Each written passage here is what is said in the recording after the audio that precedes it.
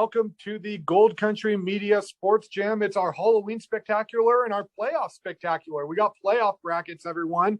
But first things first, I'm Jordan. I'm Aaron. And I'm Matt. So, Aaron, I noticed you have a little bit of a different getup today. Were you, I assume maybe you were working in a butcher shop. What was going on? What's up with the outfit? I mean, some people might think butcher shops. Some can just say that maybe I'm a little bit crazy. Maybe I'm just a little bit of a crazy person. If you've seen the movie American Psycho, you'll know what I'm talking about. I'm a huge Christian Bale fan, so I'm here as Patrick Bateman today. Hope everybody's doing well. All right, I like it. Just please don't go pulling any knives on me in the shower or anything like that. That's my one request for this episode, Aaron. No guarantees. And Matt, what about you? What are you dressing up as today? Hey, I'm just me. That's great. Hey, I like it. You could say that's the scariest costume of all. What about the fellow behind you? There's nobody. I think that For was those Chucky. that don't know, that's our publishing manager, Bill Sullivan, the head of all of us. So you got a little bit of a full size Chucky behind you there. Yeah. Big round of applause. First appearance on the jam. How's it going, Bill? Now, Bill, if you're making performances, we need to get your playoff predictions, but while you're as Chucky, can you do it in character?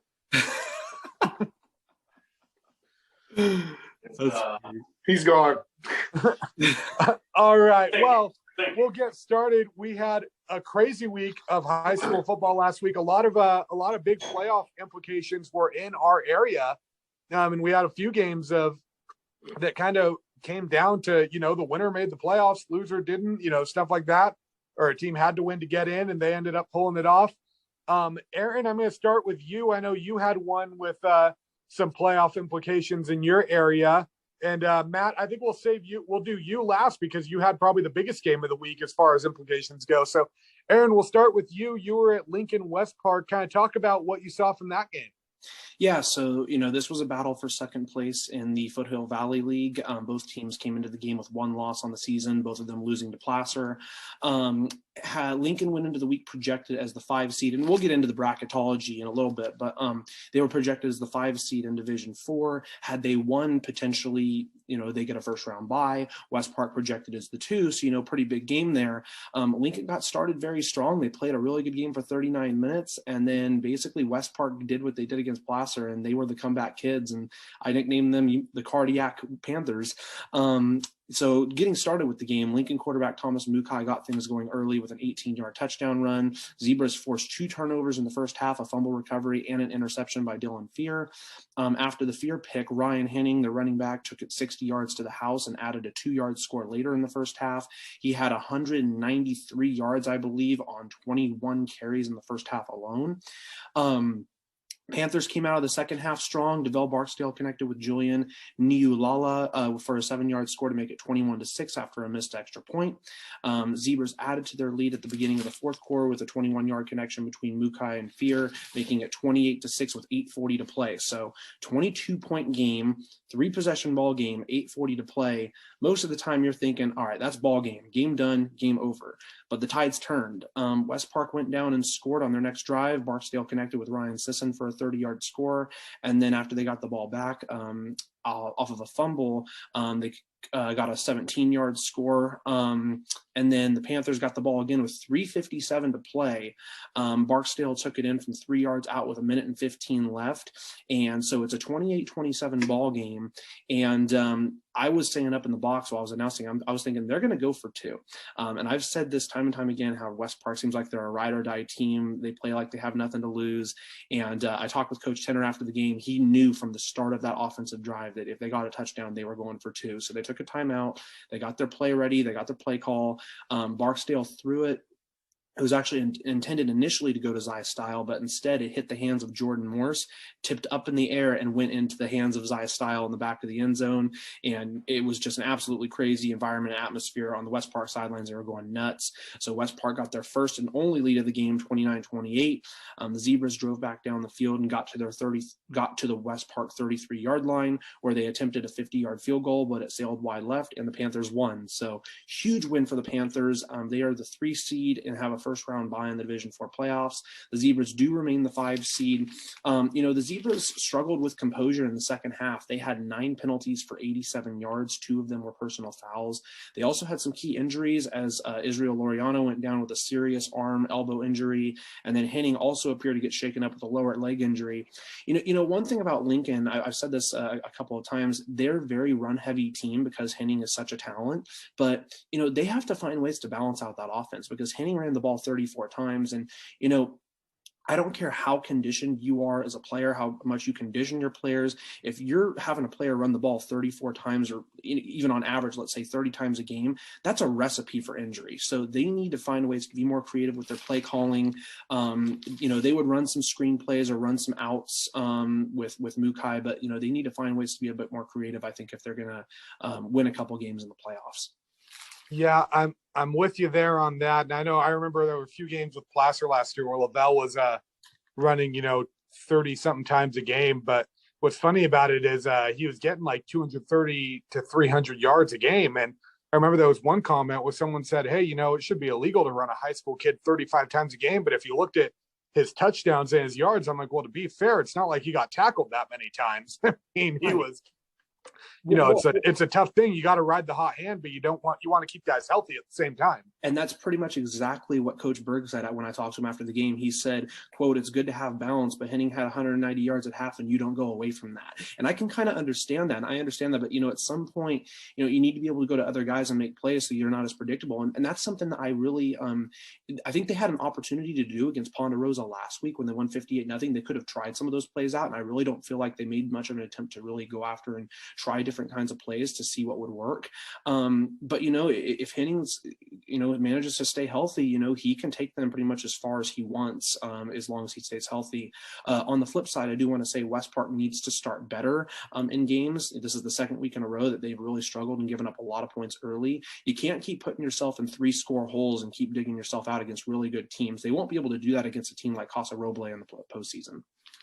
Yeah, definitely. And I mean, they were almost able to do it against Placer. They did do it against Lincoln, but you also got to wonder, when a team has a big lead like that in the fourth quarter, one, it goes to show no lead is safe, but also at the same time, you wonder, are the defensive starters necessarily in at that time in the game? And obviously they come back in when it gets close, but it kind of makes you wonder, like, hey, can you jumpstart that rally against a team in the playoffs when they might not necessarily pull those starters right away? Because now it's do or die. You can't afford to let a team like that back in. And now that we've seen them do it twice, you kind of know, okay, we're not gonna take these guys lightly because they can come at you at any point in the game. Right. And it actually almost makes it more scary too if they do end up getting a hot start against one of those teams. They're like, if they're starting like this, what do we do? Because they're a second half team, So it'll be interesting to see what they can do in the playoffs.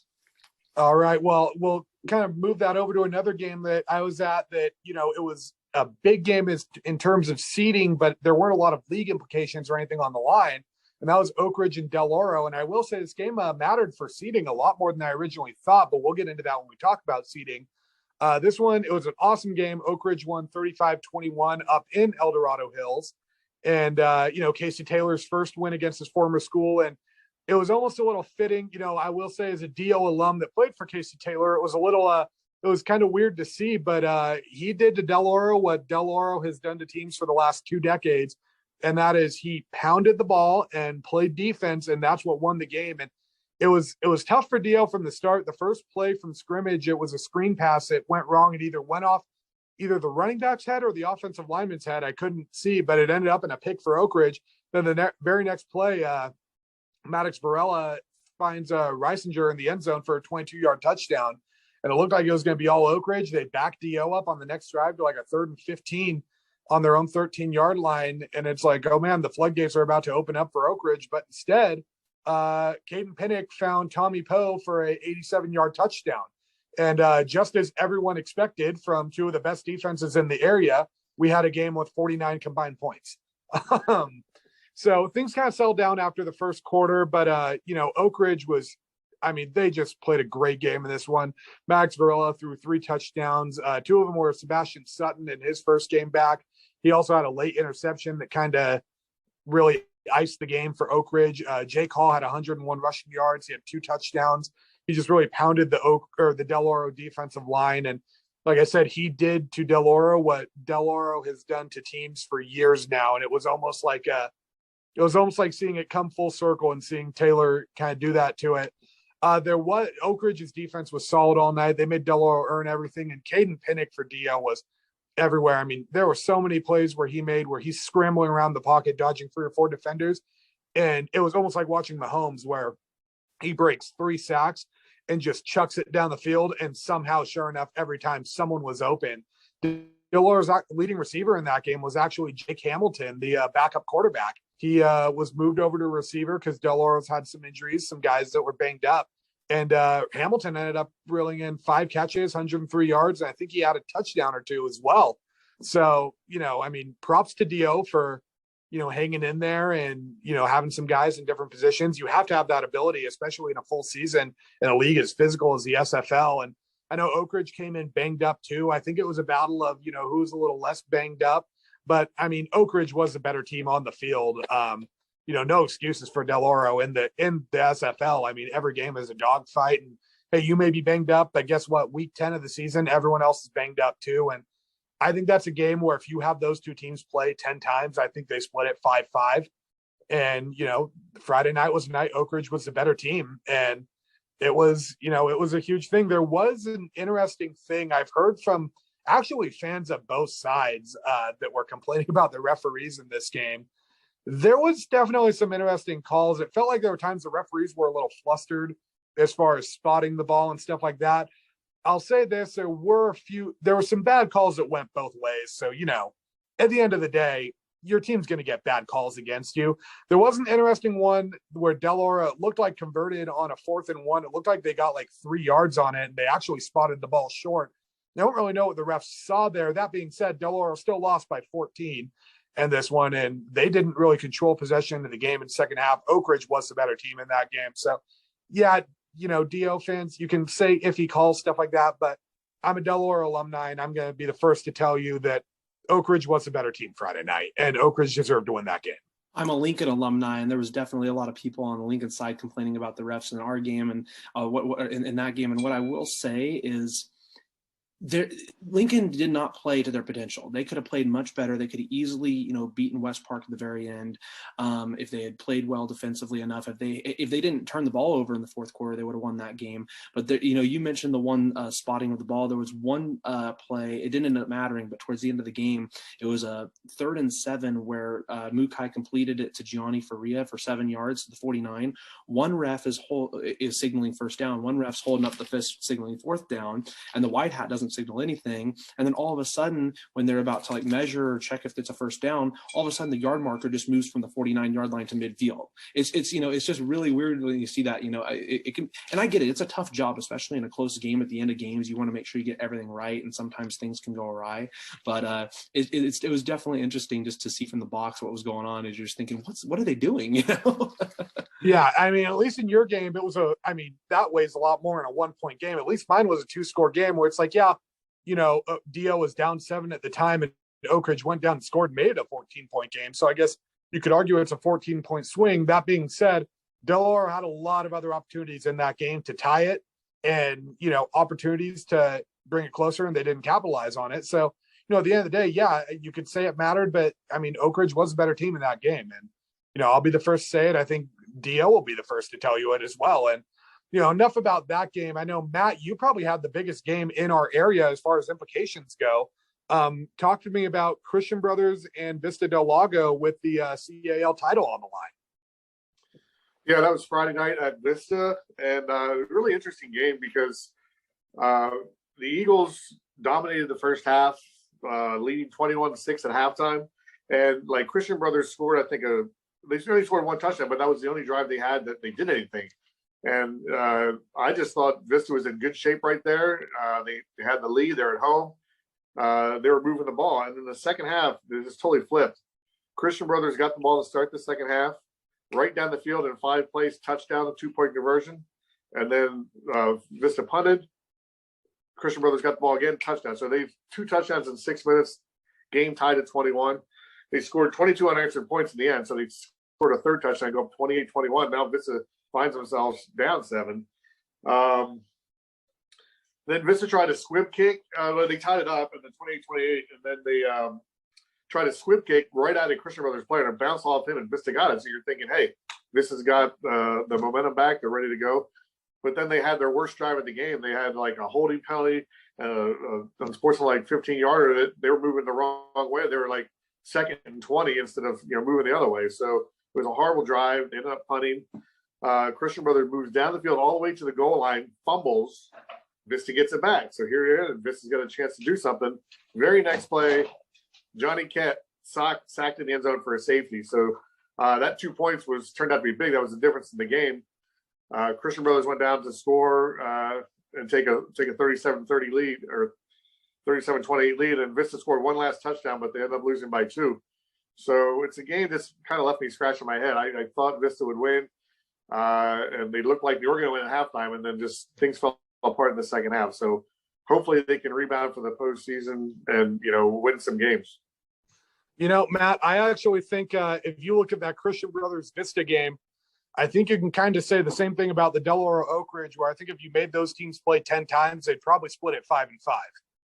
Yeah. They've before that game, I think we mentioned last week, they played 10 times and they've split 5-5. So now Vista's got a game up on them. But yeah, I mean, I don't know if Vista got overconfident or what. I really don't have an answer for it. But Christian Brothers just, when they scored that touchdown in the beginning of the third quarter, it was like they turned into a totally different team. They were fired up, they were inspired, and they took it to them. I think fired up and inspired is a good way to describe it too, because they were playing with a heavy heart with Spencer Webb on their mind. They've been playing for him all season long. He passed away, so I think when you mentioned playing with heart, they really did, and that showed with a big win there. And kind of catapulting into it, that all these games had huge implications in the playoff brackets, and I know. Let's kind of dive into a few of those. Aaron, I know your schools are kind of well represented. Maybe talk to me about, I guess we'll go with what divisions, do you have schools in? What seeds are they? And then we'll talk about maybe some matchups we're looking forward to. Yeah, if anybody can't see behind Jordan, he's got the bracketology thing. So next time he speaks, you'll see that on the screen. So we'll start with Division 6, and I'll kind of move my way up from there. Division 6, I've got 12 Bridges, and I mentioned this when I was actually on Twitter yesterday.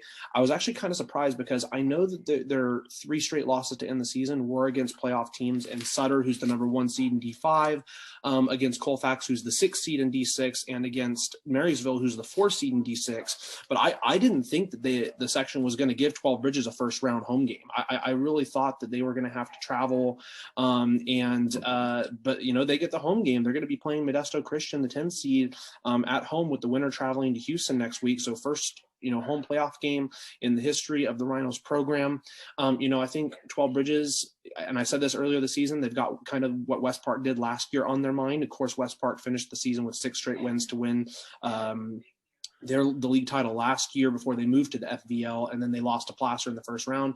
12 Bridges is trying to do what West Park couldn't and win a playoff game in the first, varsity season that they've had. So I'm interested to see what can happen with that. I'm going to be at Lincoln, and I'll get into D4 in a second. But Lincoln's going to be a very busy city on Friday night in terms of football. D4, I mentioned I've got West Park as the 3rd seed, and then Lincoln is the 5 seed. They're playing Natomas at home on Friday, so I'll be there to announce and cover that game. I'm going to say Lincoln 27, Natomas 20. Natomas, while they lost by 2 points to Johnson in a shootout to end the season on Friday, they won 5 straight games prior to that, and they look really good. They look like the best that Natomas team has looked in a long time. So I'm going to say Lincoln in that one, but it should be a good one. The winner will travel to Kimball and Tracy next week. Division 3, I've got Wood Creek as the 8th seed. They defeated Roseville 18-15 on Friday night to get into the playoffs. They're going to have a first round home game playing Golden Valley, I believe down in Modesto, if I'm not mistaken. Golden Valley finished the season 8-2. The winner will play Placer next week. That should be an interesting matchup. Roseville is the 10th seed. They're going to have to travel and play Oakdale. The winner will face Patterson next week. In D2, I've got Granite Bay playing this week. They are the 6th seed. They will host Endercom on Friday, who finished second in the CBC. Granite Bay is coming off of a 49-7 win over Whitney, and Granite Bay lost 4 league games, but again, SFL, we've mentioned it time and time again, probably the hardest league in Northern California. Getting a league win in general is still very good, especially if you go 5-0 in a non-league action like they did. So GB is coming off of a 49-7 win against Whitney. Endercom is coming off of a 34-26 loss to Antelope. Rockland and Del Oro have first-round byes. The Thunder will face the winner of Jesuit and Gregory next week, which I'm very interested if it's a Rockland-Jesuit matchup for sure. I'm really excited if it ends up being a Rockland-Manteca matchup in the section semis. D2 is very exciting. Yeah, definitely. I think we have a few pretty deep brackets in here, and I'm kind of I've got a D2 team myself. Del Oro got the 2 seed in D2 at 8-2.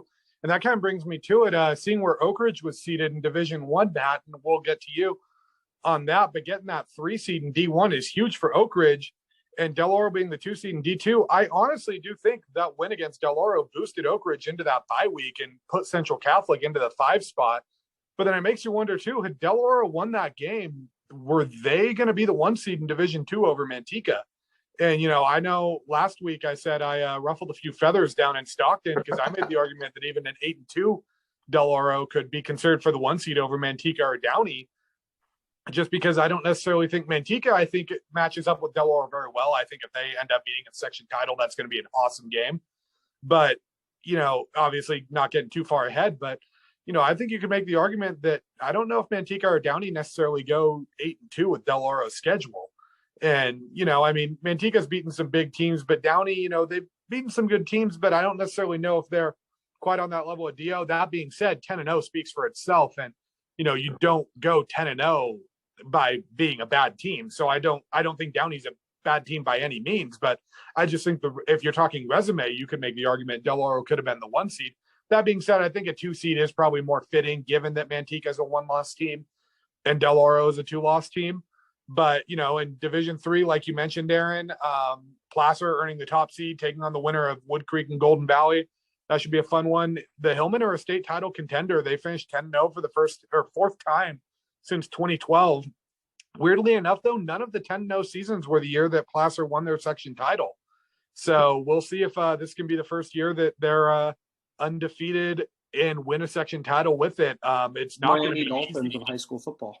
Yeah, definitely. It's not going to be easy, though, because that Division 3 bracket, we've got there are some big names in there. I know that Wood Creek Golden Valley game, that's going to be a tough one. Christian Brothers earning the 4 seed, that's a tough one. And Merced's no joke as well. Then, if you look at the bottom of the bracket, Roseville's a 10 seed, and Placer, went down to the wire with them. Patterson's always a tough out. Yuba City's not a team I'd want to see. 6 seed Vista Del Lago, another team Placer went to the wire with. And how can we forget Grant? Grant is right up there. They're going to be a player in that division. I wouldn't be shocked. Honestly, the bottom half of that bracket's wide open because even you look at the 7 seed, it's Oakdale. That was a team that was projected to be a bye week up until last week. And now it's a 7 seed. So Division 3, you can realistically see any of the top 8 or 9 seeds making a run to the final. And, on the bottom of, the last team I've got in the playoffs is Colfax over in Division 6. They're taking on defending state champions Argonaut. That's actually going to be where I'm at on Friday night. That should be a fun one as well. Division 6 is always a tough bracket, and the winner of that one's going to take on Stimba, who's a team that was right up there with the top teams in the region. So that's going to be an interesting matchup to see as well. And 12 Bridges on that side of the bracket again. We could easily see Colfax and 12 Bridges take on each other once again as well. Matt, kind of throwing it over to you. I know you have you have 2 of the 3 top dogs in Division 1. Kind of talk about what you see from your teams in the brackets. Yeah, you want me to hit the Rockland Folsom game? Oh yeah, definitely hit the Rockland Folsom game first. I totally forgot about that.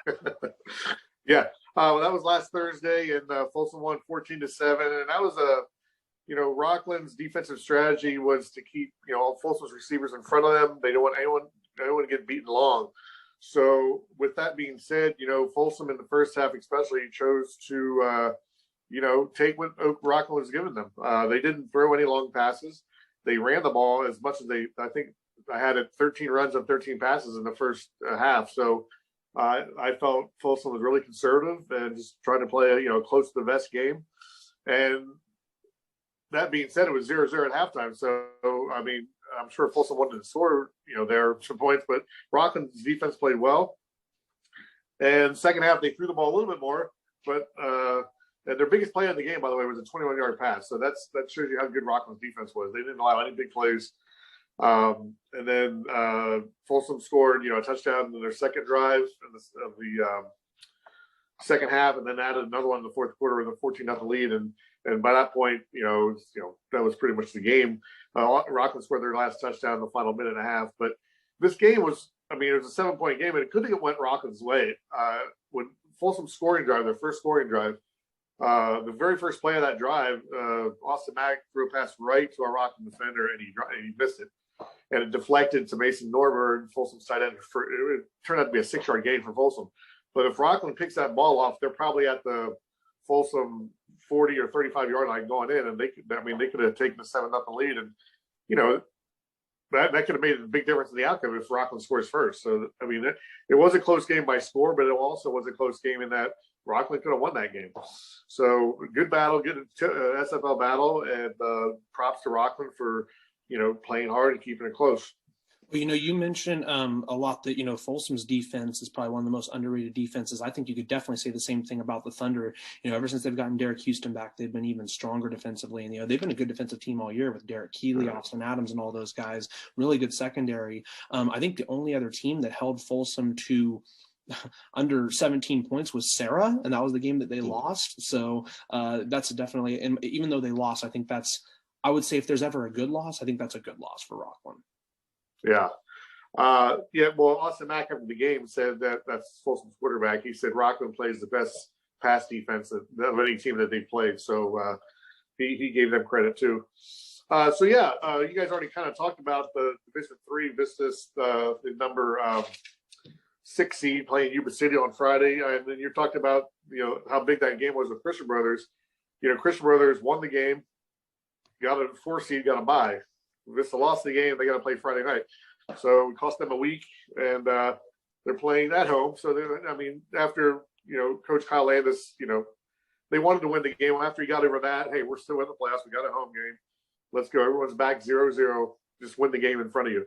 So he's got Yuba City at home, and which I did not know this, but that's where Kyle Landis is from. So he's a Yuba City graduate, played football there. So he said that'll be a fun game for him, even though the coach that was there when he was there is no longer there. But anyway, so in the Division I, Oak Ridge earned the 3rd seed, and Casey Taylor is happy with that. And Folsom got the 1 seed, and Paul Daugherty, Folsom's head coach, was happy with that and felt they earned it. And so Elk Grove both have a bye. Elk Grove will have Elk Grove plays Johnson. The winner of that gets Oak Ridge at Oak Ridge next Friday, and then Folsom will play the winner of Sheldon and Lincoln of Stockton.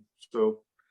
And last year they played Lincoln Stockton, and I don't know if you guys remember this or remember reading about it, because you probably weren't there, but it was a fog bowl. The fog bowl in the first week of the playoffs or second week of the playoffs, and you couldn't even see anything. So that was something else. And who knows? I still remember. I still remember covering that Placer Vista Del Lago game that week. There was a play that was a incomplete pass. And the PA announcer at Placer Vista goes, we think that was a 20-yard run by this player. And I'm like, no, that was an incomplete pass. So that just shows how much the fog bowl was. I stopped taking stats halfway through that game because I'm like, I can't even see anything happening on the other side of the field. As a PA announcer right here, I'll tell you, I couldn't see everything on the far side of the field because it was too foggy. I basically would guess who the runner was and be like, hey, this guy's ran the ball all game. I'm going to say it was him, I guess. And I can only see things on the, the close side. So it was definitely a challenge for sure. Yeah, definitely. And, we've got, I'm looking at some of these brackets. If it shakes up the way we're hoping it shakes up, we could have some awesome matchups in our area and semifinals and stuff like that. Looking at, we already mentioned a potential Placer Christian Brothers matchup. We can get Grant Vista Del Lago in Division III. That could be a big one. Just looking Division I and II.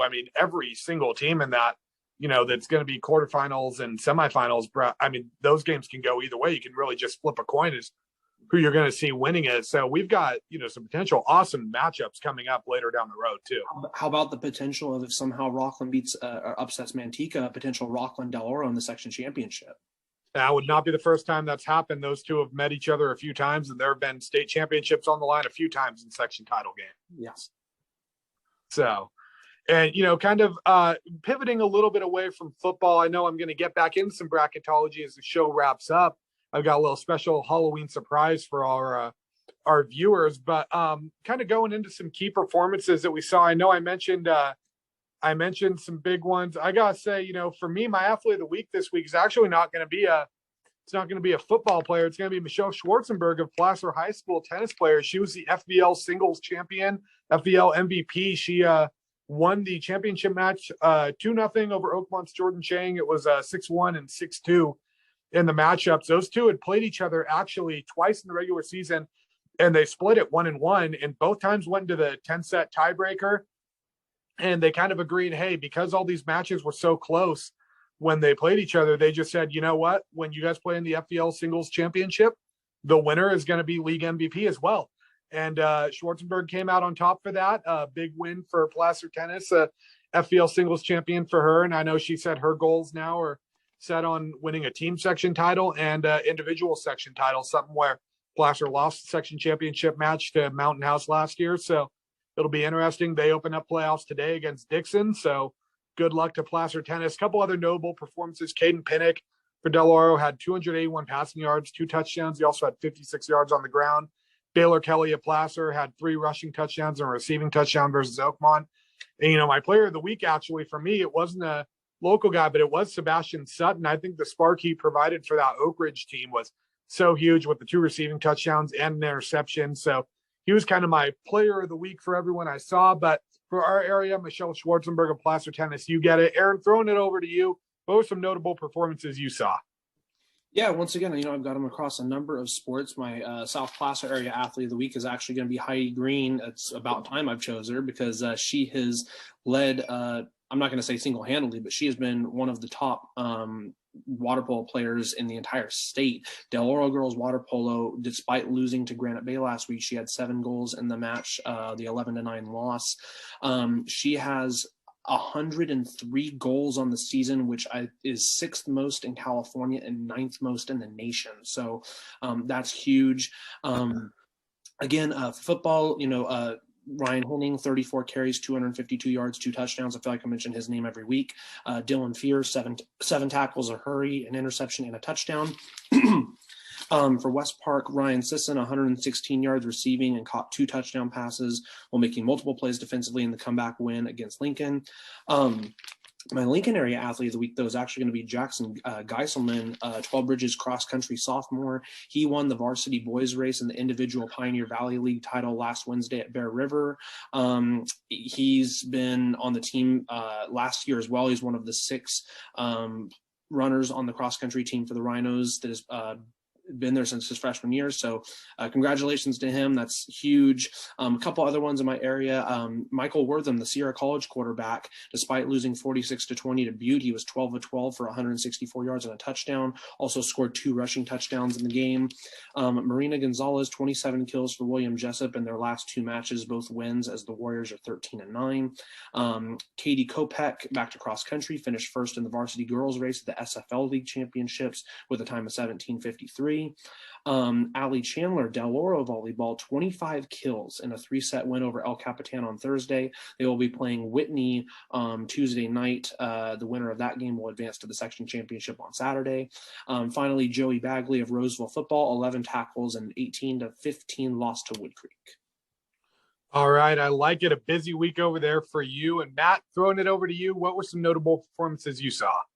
Yeah, I want to start with cross country as well. My athlete of the week is Brooke Butler from Oak Ridge. She's the varsity girls #1 runner. She placed second to Katie Kopech in the SFL finals. And, she said that was her best race of the year. And Coach Fairley said she's just been a workhorse for them and just been leading the team all season. So they have a really good chance to go to state. So that's why she was selected. But Coach Fairley talked about a couple other kids and this is one thing I like about cross country is you talk to any cross country coach and they could probably tell you a story about every runner on that team. And I'm not talking about the best runners. I'm talking about, freshman, sophomore runners, the ones that are struggling every day. Coach Fairley, Morgan Schlitz is a freshman, I believe, on Oak Ridge's cross country team. And she's been working all year to get in a race. You have to, Coach Fairley wants the girls to run, at least they have to run at least a mile a day without stopping, for the whole week of practice if they want to run in that weekend's race. And she hasn't been doing that. She's been trying to get to there all year. Last year, she finally did it 3 days in a row. She ran a mile without stopping since she got in her first race on Saturday in the league championship. So I just thought that was a cool story. And like I said, I think any cross country coach can tell you stories like that about all their runners. So, and then Wesley Ewing, 15th in the varsity boys race. He's a freshman. Coach Fairley said he was the only freshman in the entire race, and he placed 15th. So he said that was his best race of the season, and props to him. Vista Del Lago, Brenna Mannion won the Capital Athletic League, first place for the girls. Nathan Short was first for the boys from Folsom High in the SFL race. Back to football, Johnny Cat had a great game despite the loss, so 29 out of 47 for 377 yards and 3 touchdowns. Xavier Bryant, 29 carries, 98 yards, hard-earned yards, and a touchdown. Cruz Santero, 70 catches, 152 yards, and a touchdown. I'm glad you mentioned Sebastian Sutton because, he only had 3 catches, but 2 were for touchdowns and also had an interception. And I've been saying for weeks how important he is to that team. So you can see, hey, he came back. He scored 35 points. That's the most points they've scored, well, other than Whitney. Against Whitney, that's the most points they've scored in a long time. So big piece for them. Jake Hall, over 100 yards for 2 touchdowns. And Folsom, Austin Mack, they didn't throw anything deep, but 20 out of 27 was a good performance, 172 yards in the score. All right, I like it. And, before we wrap it up too, I want to give a special shout out. I've got some cross country stuff too. Colfax boys and girls both won the team PVL titles. So shout out to them. And then shout out to Malia Gustafson of Colfax High School, who is playing in the Sac Joaquin Section Masters tournament today down at Spanos Park. Now, I'm assuming they're not going to let them golf in costume. However, that'd be pretty cool if they did, because I want to see one of those inflatable T-Rexes out there on the golf course. So what I'll say is related to golf and Halloween. I don't think there's any other course that does it. Apple Mountain up in Placerville, they actually have, I think it's called the Trail of Terror, if I'm not mistaken. They put their tee boxes in the most ridiculous spots, up in the trees, and they put their pin placements literally on the edge of a slope. They literally make it to where it's impossible to shoot a good score out there. I've never played out there. I've just heard things about it. So anybody who's looking to do anything on Halloween, that's something I'd recommend. Check that out. Well, a lot of golfers will tell you it is already impossible to shoot a good score there. So I'll say that for sure. All right, I like it. And guys, before we fully wrap it up with a little Halloween bracketology, does anyone have anything we want to add? Hey, yeah, I do. I just wanted to add that kind of forgot this, but Oak Ridge volleyball tomorrow night, semifinals at home against number 3 seed Pittman. That should be a great game, and winner play Saturday. And I like it. I had something I wanted to add as well. Thank you for reminding me, Matt. Lincoln's volleyball team, the 10 seed last week, went down and beat Vanden, the 7 seed, on Tuesday. And then on Thursday, they traveled down to Sierra High School in Manteca, lost their first 2 sets, and then won 3 straight. So they're the 10 seed. They're in the section semis, and they will be playing Christian Brothers tomorrow. I will be going to that match. That should be a very good match. The winner will make it on to the section championship. And, shout out to volleyball as well. I've got Bear River playing Ripon Christian down in Ripon in the Division 5 semifinals, I believe, tomorrow night. But I'll be checking out the Division 6 semifinals between top seed Forest Lake Christian and Sac Waldorf. So that should be a fun one. But before we get going, guys, I've prepared a little special Halloween bracketology for all of you. So I've gotten a lot of questions of, hey, Jordan, how do the playoff brackets work? How do the playoff brackets work? Here's how it works for football, okay? So you got your top 4 seeds, and I'm going to show you right here. Our top 4 seeds, we've got Snickers, we've got 3 Musketeers, Twix, and Reese's. So, you got the 8-9 matchup, you got 5-12, 7-10, and 6-11. Obviously, Milky Way beats Candy Corn because Candy Corn is just awful. Guys, I'm not going to lie. I just randomly picked it. Kit Kat, you're going to beat Starburst. I know that's a controversial thing, but hey, the good flavors, Starburst, top flavors, the bad ones, not good. Okay, I'm going to actually say Swedish Fish up in the upset over Hershey's. Swedish Fish, very underrated candy. Aaron, this is not your bracketology. It's my bracketology. I'm the one with Mike right now. Twizzlers, you're going to pull off the upset over Butterfinger. Another controversial take, but hey, you know what, Aaron, I don't want to hear it. Okay, obviously Milky Way Snickers is winning that one. Top seed, your top seed for a reason. Kit Kat is going to get Three Musketeers. So now we got Snickers, Kit Kat in the Final Four. There you go, Aaron. You're like one saying Twix. You're going to pull it off over Swedish Fish, yes. Right? Twix going to the Final Four. And, Reese's Twizzlers, double overtime matchup. Reese's is going to win. I don't know if we're saying Reese's or Reese's. What was that, Aaron? I'm with you on the Final Four. We're good right there. All right, Snickers, you're going to beat Kit Kat in this. So we're going to have Snickers in the championship game against Twix. Snickers, Twix final. I mean, was it ever going to be anything different? I don't know. Matt, Aaron, I'm going to leave it up to you guys. I'll be the tie-breaking vote. Who's the winner between Snickers and Twix for our championship? So I'm a Kit Kat fan. However, I respect you for Snickers. I think Snickers, that's a tough one. I'm going Twix, though. Twix is goated for me. All right, Matt, what about you? Hey, we don't need you, Jordan. I'm going with Twix. All right. Hey, that's perfect, too, because I was going to say Twix as well. We can't leave out the people with the peanut allergy. Twix, you are the section champion in Division 1 of our Halloween bracketology. And I think that should just about do it for this week's episode of the Sports Jam. I've been Jordan. I've been Patrick. And I'm Matt. All right. Have a good one, guys.